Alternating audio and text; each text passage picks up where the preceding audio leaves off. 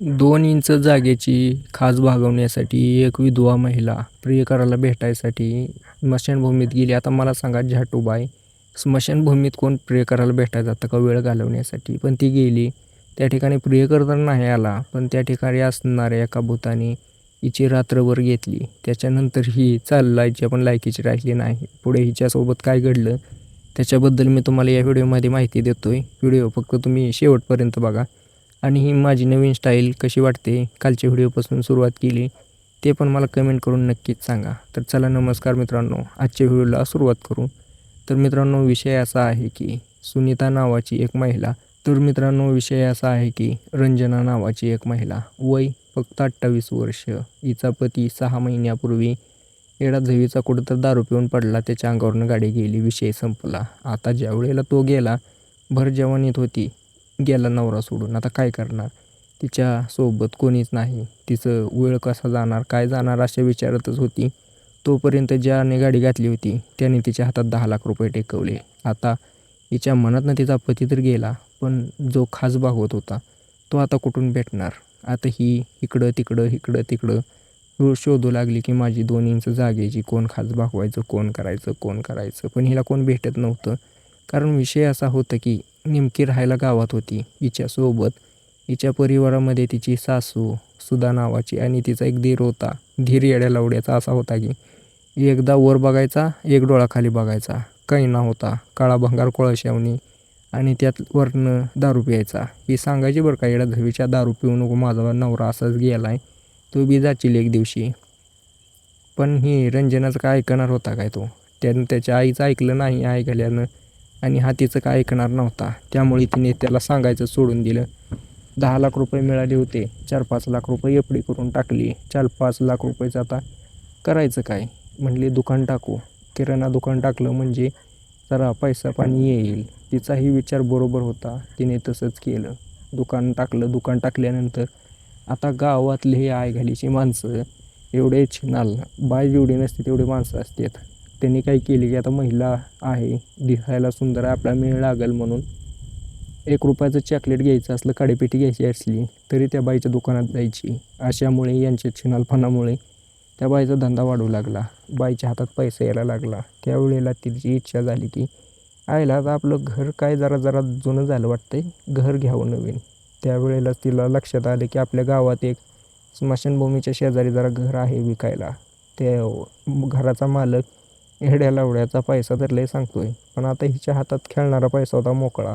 हिने काही विचार न करता तो घर घेऊन टाकलं. घर घेतल्यानंतर तिचं सासू, तिचा दीर आणि हे तिघं त्या ठिकाणी राहू लागले. त्या ठिकाणी राहत असताना ही जी आहे रंजना, त्यावेळेला बाहेरच्या पुरुषांकडे लक्ष ठेवायची, त्यांच्यावरती नजर ठेवून असायची. एखादा जरी व्यक्ती दिसला त्याला भुलवायचा प्रयत्न करायची. काही लोक भुलायची, काही भुलत नव्हते. त्यावेळेला तिची थोडीफार खाज मिटायची. पण पुढे चालून हिच्यासोबत असा काही भयंकर कांड होणार होता, तिच्याबद्दल तिला अजिबात माहिती नव्हती. त्याच्या अगोदर 10 मे 2026च्या दिवशी सकाळचे 8-9 वाजता जेवण करत होती किचनमध्ये. त्यावेळेला तिचा जो दीर आहे राकेश नावाचा, तो त्या ठिकाणी आला. त्यावेळेला तिला बघतो कैन्या डोळ्याने, येड्या लावड्याचा लगी त्याच्या मनामध्ये काहीतरी विचार येतात. कंबरला धरतो जाऊन. कंबर अशी होती की हातात फॅट लागलेलं, सगळं गुढ्या पडलेल्या होत्या कंबरला.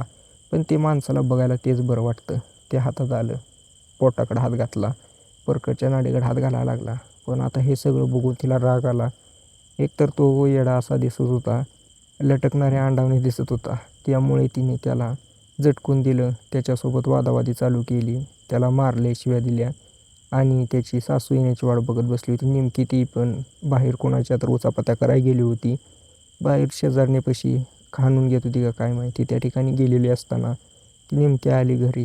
या रंजनाला रडताना बघून तिने विचारले काय झालं. ती म्हणली ही तुझा हांडासारखा पोरगा माझ्यासोबत असं करतोय.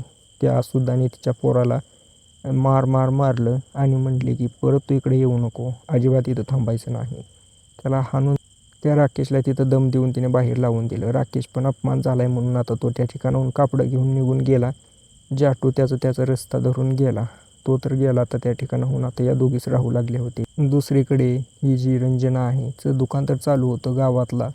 रमेश नावाचा एक 12वीमध्ये शिकणारा तरुण पोरगा, गावातल्या जमीनदाराचा पोरगा, एवढ्या लवड्याचा एवढा श्रीमंत होता त्याचा बाप. जेवढा काही पैसा होता त्याचा बाप आणि हा दोघं बायांवरती उडवायचे. मोकार पैसा.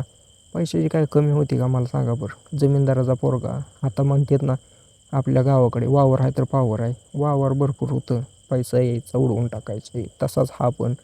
यालाही नाद होता, रंजनाला बघायचा. त्यामुळे तो तिच्या दुकानामध्ये येऊन कायम तिला बघत बसायचा. त्यावेळेला तो दुकानामध्ये पोहोचला. दुकानामध्ये पोहोचल्यानंतर मग तुम्ही मला वहीन पेन दे की. रंजना त्याच्याकडे बघते. तिच्या लक्षात होतं की हा तिच्या बापाचा एकुलते काय भरपूर पैसा आहे याच्यापाशी. त्यावेळेला तिच्या मनामध्ये पण इच्छा होती. ती नेमकंच त्या ठिकाणी असलेली व्हिडिओ बघत बसलेली होती. काय माहिती तिच्या मनामध्ये आता काय आलं होतं. नेमकं तो आल्यावर तिने मोबाईल काउंटरवरती ठेवला. व्हिडिओ तसेच चालू आणि वही घ्यायला गेली. या रमेशनं बघितलं. रमेश म्हणला की हे तू जे बघते ते वाईट आहे बरं का, असं बघायला पाहिजेल आहे. रंजना त्याला म्हणते की होय, मग मी काय करायला पाहिजेल आहे. त्यावेळेला तो म्हणला की कोणाच्या खाली तर नीज की म्हणला, नसलं काय बघते. त्यावेळेला हा रंजनाला असं म्हटल्यावर रंजना म्हणली खरं आहे पण आता काय करणार, मला कोण नाही जोडीदार. बरं तसं म्हणली मला आता 10,000 रुपयाची गरज आहे, बघ 10,000 रुपये कुठनं मिळत असतील तर. हा म्हणला माझ्याकडे काय पैसे छापायची मशीन आहे का तुझ्यासाठी पैसे द्यायला. पण तो म्हणला जर मला काय देत असतील तर तू घरातनं पण चोरी करून पैसे आणून देईन. तिचा इशारा त्याने समजला. ती साडीचा पदर खाली टाकून म्हणते की जसं तुला पाहिजे तसं घे ना, मी काय नकार दिला आहे का, फक्त मला 10,000 रुपये दे. हा रमेश आता 10,000 रुपयाचं नियोजन करतो म्हणला, पण संध्याकाळी तुझ्या घरी येतो. ती म्हणली नाही नाही नाही, मला घरी नाही पाहिजे यायचं कोणी.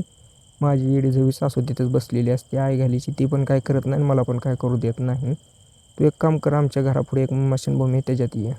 हे या रमेशची गाणं फाटली. म्हणला की मला नाही यायचं. त्यानं भूताच्या कहाण्या ऐकल्या होत्या, मला नाही यायचं म्हणला. पण शेवटी हिने त्याला कसं तर मनवलं आणि हे त्या ठिकाणी यायला तयार झाले. रात्रीचे 10 वाजता ही त्या ठिकाणी पोहोचली. तिकडून रमेश यायला तयार होता, पण थोडा घाबरत होता. पण त्याने हिंमत करून त्या ठिकाणी पोहोचला.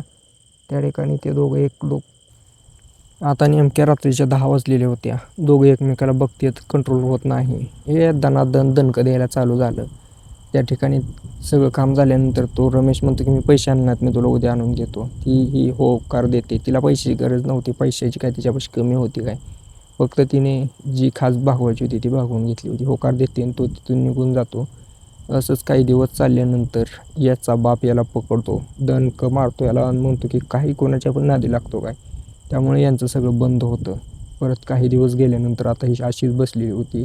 तिच्या घरून फोन येतो सासूचा, आई घाले आपल्या घरामध्ये जाळ लागला आहे, पटकन ये. आता ही जी रंजना आहे पटकन जाते, बघते तर शॉर्ट सर्किट झाले. काय करायचं, शॉर्ट सर्किट झालं आहे म्हणल्यावर वायरमॅन बोलवावं लागेल. गावातलं एक लाईटी नीट करणारा पोरगा, त्याला फोन लावला. तो त्या ठिकाणी आला, रघु नावाचा. त्याने बघितलं शॉर्ट सर्किट आहे. 500 रुपये दे म्हणलं, एका झटक्यात नीट करून देतो. तिने पण ब्लाऊजमध्ये हात घातला, 500ची नोट काढून दिली. त्याने त्याचा वास घेतला, खिशात टाकलं. ती त्याचा इशारा समजत होती आणि लाईट नीट करून तो ठिकाणी जायला लागला. तेवढ्यात त्याने तिचा हात धरला आणि तिच्यासोबत ते करू लागला. पण ती म्हणली आता नाही, संध्याकाळी स्मशानभूमीत त्या ठिकाणी करू. आता तो होकार देतो आणि त्या ठिकाणाहून निघून जातो. रात्रीचे 11 वाजता ही तिथं पोहोचते रंजना, पण तो काही येतच नाही. तिला वाटलं रघुच्या गाडीत पाय गेला असेल, त्यामुळे तो काय आला नाही. आता विषय असा आहे की मी इथून निघून जाते, पण तिला काही समजायच्या आत कोणीतरी तिचं तोंड दाबलं, स्मशानभूमीत नेलं आणि तिच्यासोबत वाईट काम करायला चालू केलं. अंगावरची कापडं वगैरे काढून टाक. हिच्या मनामध्ये बसलं की ही सगळं भूतानेच केलं आहे. त्यामुळे ती उठून घरी पोहोचली सकाळी आणि आता एकदम शांत शांत राहू लागली. तिची येडीजवी सासू विचारायची काय झाले येड्या गांडीचे, काय तू सांगा नाही, नुसती शांत शांत बसती, सांग तर मला नेमकं काय झालं. पण ती सांगायला काय तयार नव्हती. शेवटी ही पूर्णपणे घाबरून बसायची. पण आता असा सिलसिला चालू झाला होता की भूत रात्री यायचं, हिची चांगलीच रगडून जायचं. आता ह्या सगळा सिलसिला बघून पूर्णपणे घाबरलेली रंजना एका रूममध्ये शांत बसायची. तिची सासूसुद्धा विचारत होती, सांगितलं नाही. सासूने तिच्या एका मैत्रिणीला बोलवलं, विचारा सांगितलं काय झालं. तिला पण सांगेना.